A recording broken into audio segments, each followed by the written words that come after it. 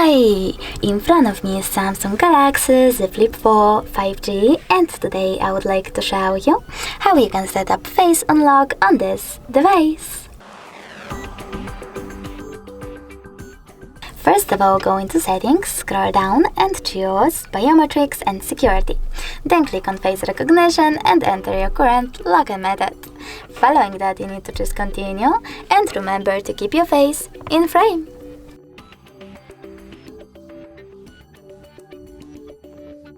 Now you can enable or disable Steady Unlock Screen Until Swipe feature by tapping on this switcher. When you're ready, tap on Done.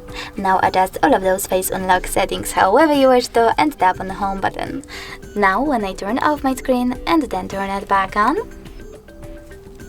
I can see that face unlock is working properly. So all I need to do is swipe up to open my Samsung.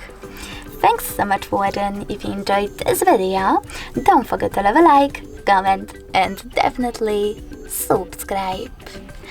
Bye!